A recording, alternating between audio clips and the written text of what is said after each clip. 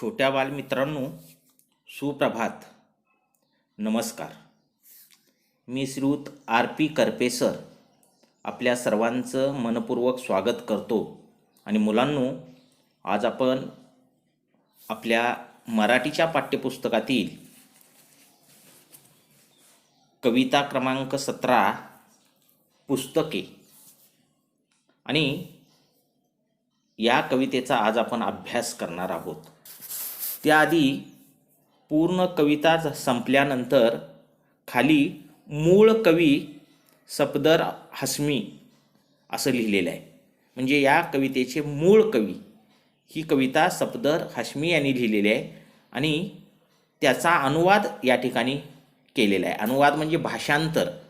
ती कविता त्यांनी हिंदीमध्ये लिहिलेली असेल आणि त्याचं भाषांतर पुन्हा या ठिकाणी मराठीमध्ये केलेला आहे. आता थोडासा सफदर हश्मी यांचा परिचय आपल्याला व्हावा म्हणून मी अल्पसा परिचय त्यांचा तुम्हाला करून देतो.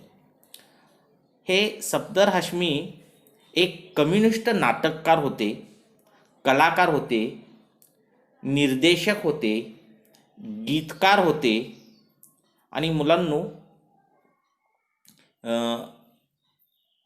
महत्त्वाचं म्हणजे त्यांचा जन्म 12 एप्रिल 1954 साली दिल्लीमध्ये झालेला आहे आणि त्यांचा मृत्यू 2 जानेवारी 1989 म्हणजे वयाच्या अवघ्या 34व्या वर्षी गाझियाबाद या ठिकाणी झालेला आहे.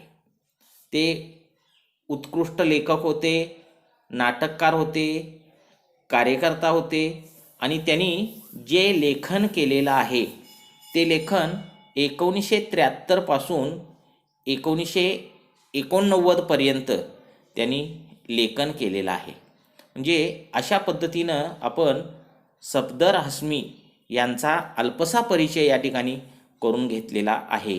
आणि त्यांचीच ही कविता की जी मराठीमध्ये अनुवादित केलेली आहे, भाषांतरित केलेली आहे, त्या कवितेचा आज आपण अभ्यास करणार आहोत. कवितेचं नाव आहे पुस्तके. आता पहिल्यांदा त्यांनी म्हटलं आहे ऐका, म्हणा आणि वाचा. तर तुम्ही सुरुवातीला ऐकायचे आहे. पुस्तकं सांगतात गोष्टी युगायुगांच्या, माणसांच्या जगाच्या, वर्तमानाच्या, भूतकाळाच्या. एका एका क्षणाच्या, जिंकल्याच्या हरल्याच्या, प्रेमाच्या कटुतेच्या. तुम्ही नाही का ऐकणार गोष्टी पुस्तकांच्या? पुस्तके काही करू इच्छितात, तुमच्याजवळ राहू इच्छितात.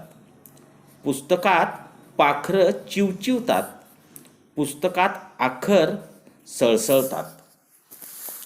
पुस्तकात निर्झर गुणगुणतात, पुस्तकं परीकथा ऐकवतात. पुस्तकात रॉकेटचे तंत्र आहे, पुस्तकात विज्ञानाचा मंत्र आहे. पुस्तकांची दुनिया न्यारी आहे, ज्ञानाची उतुंग भरारी आहे. तुम्हाला नाही का जायचं पुस्तकांच्या विश्वात? पुस्तकं काही सांगू इच्छितात, तुमच्याजवळ राहू इच्छितात. मुलांनो, थोडक्यात या कवितेतून काय सांगितलं असेल बरं? तर या कवितेमध्ये पुस्तकांचं महत्त्व सांगितलंय, पुस्तकातून आपल्याला काय ज्ञान मिळतं ते सांगितले, पुस्तकं मानवी जीवनामध्ये किती उपयुक्त आहेत ते सांगितले. हल्लीच्या काळात लोकांचं वाचन कमी होत चाललेलं आहे आणि लोक मोबाईल आणि टी व्हीकडे जास्त वळलेले आहेत.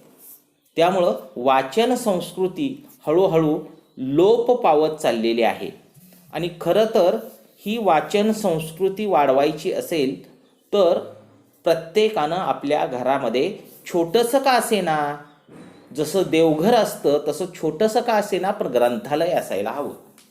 आणि त्यामध्ये थोडीफार पुस्तकं असायला हवीत की जेव्हा आपल्याला कधी कंठाळा वाटेल, नैराश्य वाटेल, कामात बदल हवा वाटेल त्यावेळी आपण त्या पुस्तकांची मदत घेऊ शकतो. आपण आपलं पुस्तकामध्ये डोकं घालून आपल्या डोक्यातील विचार बाजूला करू शकतो. म्हणजे मुलांनो, पुस्तकं जीवनामध्ये खूप महत्त्वाचे आहे. आता कविवर्य मंगेश पाडगावकर आपल्याला ऐकून माहीत आहेत.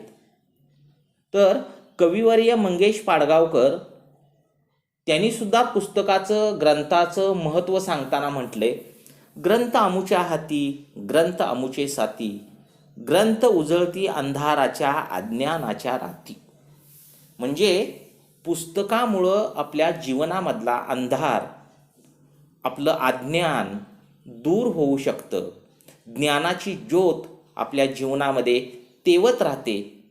ते काम केवळ पुस्तकं करतात.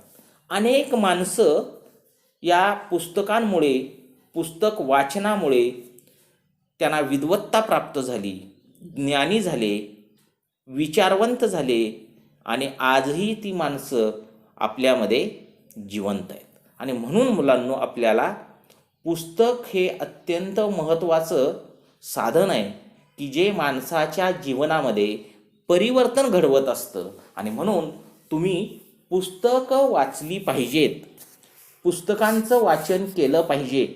वेगवेगळी पुस्तकं आपण वाचायला पाहिजेत, मोठमोठ्यांची चरित्रे आपण अभ्यासली पाहिजेत. तरच आपल्या जीवनामध्ये आपल्याला यश मिळणार आहे, आपल्या ज्ञानामध्ये भर पडणार आहे.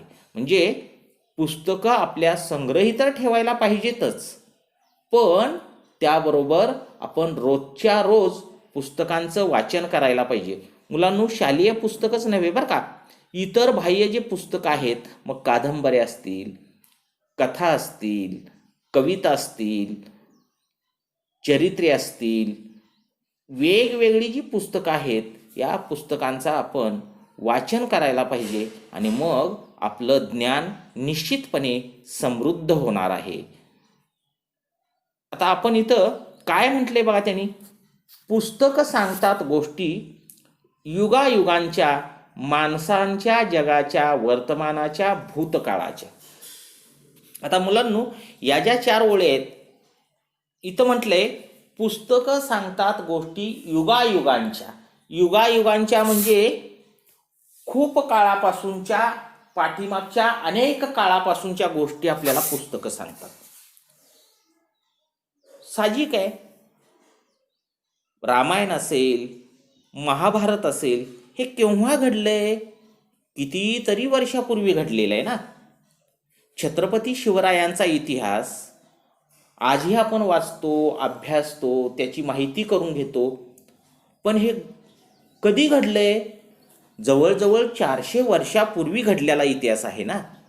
पण तरीसुद्धा आपल्याला तर माहीत आहे. कशामुळे हे माहीत आहे? रामायणातल्या कथा आपल्याला आजही माहीत आहेत. का माहीत आहेत बरं? शिवरायांचा इतिहास आजही आपल्याला माहीत आहे. किंवा फार प्राचीन काळाची माहितीसुद्धा आपल्याला माहीत होते. कशामुळे ही सगळी माहिती आपल्याला माहीत झालेली आहे? तर त्याला कारण आहे पुस्तक. म्हणजे पुस्तक आपल्याला फार प्राचीन काळापासूनची माहिती देतात.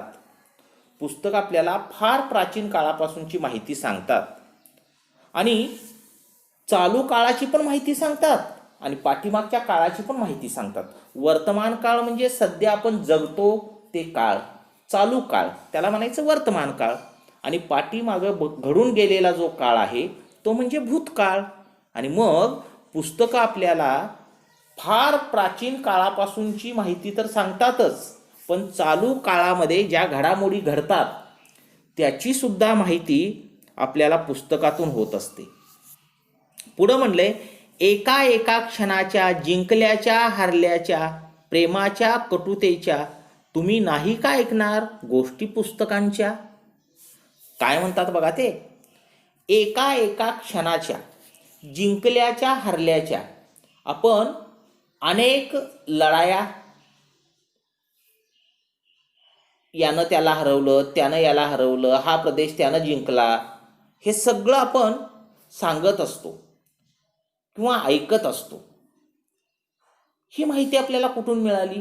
तर पुस्तकाच्या माध्यमातून मिळालेली माहिती आहे. आपण म्हणतो सिकंदराला सारं जग जिंकायचं होतं, पण कोण सिकंदर, तो कुठून आला, कसा आला, याची सगळी माहिती आपल्याला पुस्तकातून मिळते.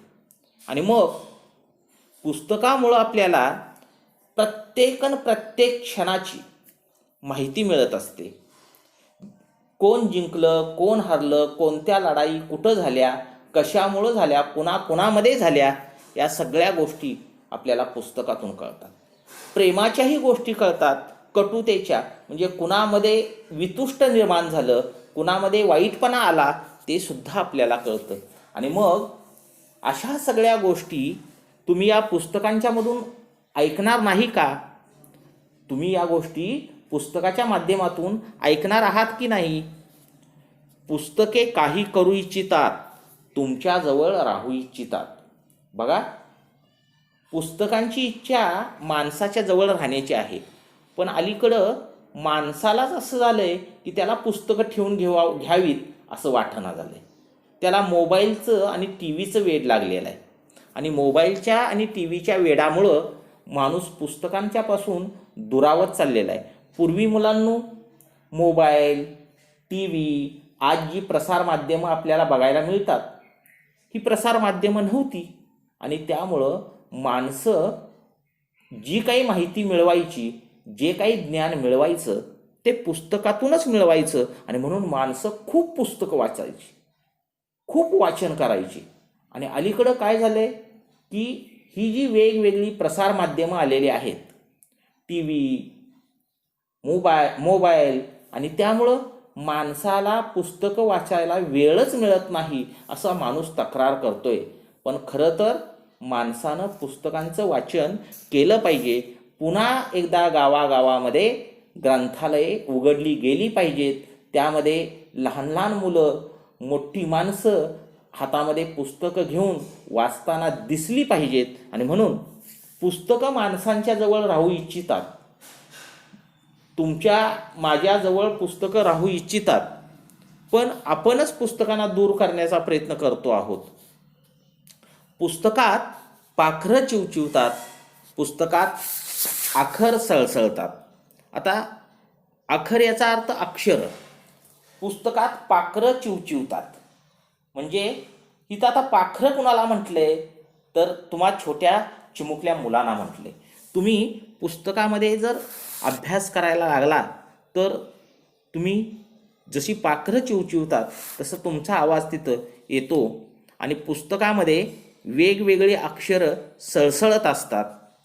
पुस्तकात निर्झर गुणगुणतात म्हणजे वेगवेगळे ठिकाणी जे धबधबे वगैरे आहेत त्याची माहिती आपल्याला घर बसल्या मिळते.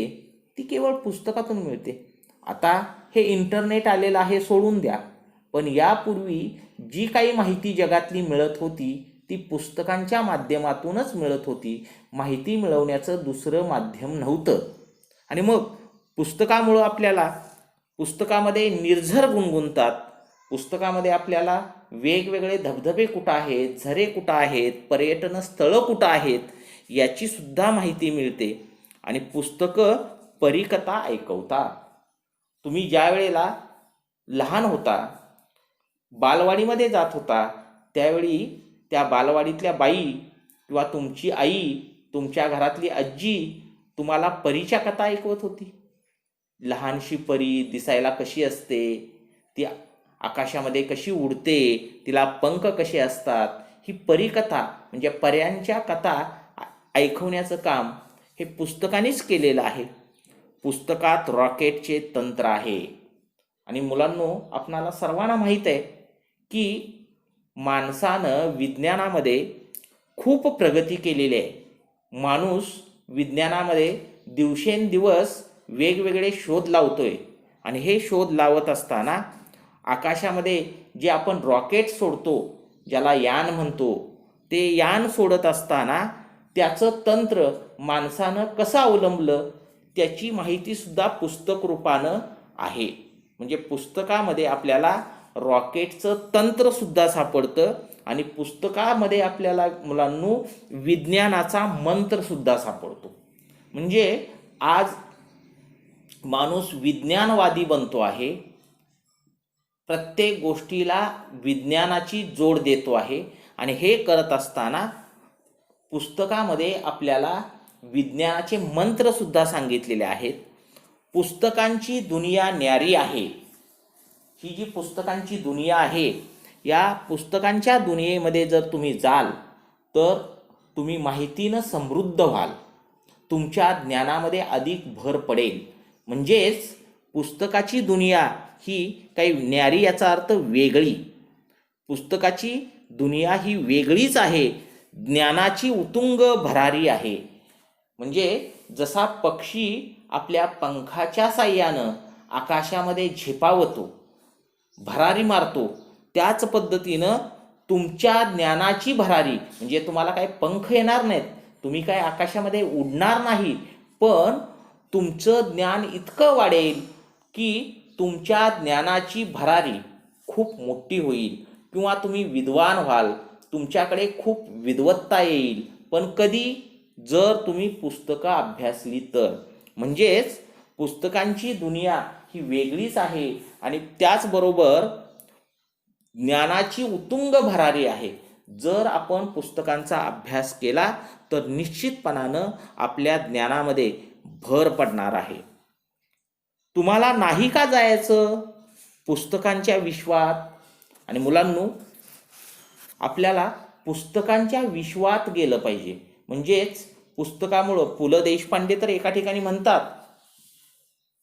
पुस्तक हे असं एक माध्यम आहे की ज्या माध्यमातून आपण तुकारामांशी, संत तुकारामांशी बोलत असतो, संत ज्ञानोबाशी बोलत असतो, एकनाथांशी बोलत असतो, मोठमोठ्या व्यक्तींशी बोलत असतो. मग ते डॉक्टर बाबासाहेब आंबेडकर असतील, महात्मा गांधी असतील, लोकमान्य टिळक असतील. तुम्ही म्हणाल आमचा आणि त्यांचा परिचय नाही, आम्ही त्यांच्याशी कधी बोललेलो नाही, पण त्यांची जी पुस्तके आहेत, त्यांची जी ग्रंथसंपदा आहे, त्या ग्रंथसंपदेशी तुमचा आणि माझा संबंध येतो. म्हणजेच तुमचा आणि माझा संबंध संत ज्ञानेश्वराशी येतो, संत तुकारामांशी येतो. तुकारामांचा एखादा अभंग आपण अभ्यासला म्हणजेच तुकारामाशी आपण संबंधित आहे. म्हणजेच पुस्तकामुळे आपण या मोठमोठ्या माणसाशी बोलत असतो. आणि मग तुम्ही या पुस्तकाच्या विश्वामध्ये गेला पाहिजे. पुस्तकं काही सांगू इच्छितात, तुमच्याजवळ राहू इच्छितात. म्हणजे पुस्तकामध्ये जे ज्ञान आहे, पुस्तकामध्ये जी माहिती आहे, ती माहिती, ते ज्ञान पुस्तकं तुम्हाला द्यायला तयार आहेत. पण तुम्हीच पुस्तकाच्या जवळ गेला पाहिजे, तुम्हीच पुस्तकाला जवळ केलं पाहिजे. म्हणजेच तुम्हाला पुस्तक वेगवेगळी माहिती सांगेल. आणि म्हणून तुमच्याजवळ पुस्तकाची राहायची इच्छा आहे, फक्त तुम्ही त्या पुस्तकाला जवळ केलं पाहिजे. म्हणजे निश्चितपणानं पुस्तकं तुम्हाला वेगवेगळी माहिती सांगू शकतात, तुमच्या ज्ञानामध्ये भर घालू शकतात. फक्त अपेक्षा काय आहे तर तुम्ही वेगवेगळी पुस्तकं हातात घेतली पाहिजेत, हाताळली पाहिजेत, पानं पलटली पाहिजेत, त्यामध्ये सांगितलेली माहिती वाचली पाहिजे. म्हणजेच आपल्या ज्ञानामध्ये भर पडणार आहे. तर मुलांनो, अशा पद्धतीनं आपण आज आपल्या पाठ्यपुस्तकातील 17वा पाठ म्हणजेच कविता पुस्तके या कवितेचा अभ्यास केलेला आहे. त्या कवितेखाली जो स्वाध्याय दिलेला आहे त्यामध्ये एकूण आपल्याला काही प्रश्न दिलेले आहेत. प्रश्न पहिला, खालील प्रश्नांची उत्तरे लिहा. त्यामध्ये अ, आ, इ असे 3 आकडे दिलेले आहेत. प्रश्न दुसरा, पुस्तके या कवितेतील खालील गोष्टी काय करतात ते लिहा. पाखरं जसं चिवचिवतात तसं आखर काय करतात, निर्झर काय करतात, आणि कवितेच्या ओळी पूर्ण करा म्हणून सांगितलेलं आहे. इथं कवितेच्या ओळी तुम्ही पूर्ण करायच्या आहेत. त्याचबरोबर पुस्तकांचे जग वेगळे असते याबद्दल शिक्षक, पालक, मित्रांशी चर्चा करा आणि तुम्हाला काय वाटतं ते लिहा. तर अशा पद्धतीनं मुलांना आपण आज ही जी कविता अभ्यासलेली आहे, या कवितेखाली जो स्वाध्याय दिलेला आहे तो तुम्ही तुमच्या वहीमध्ये सोडवायचा आहे.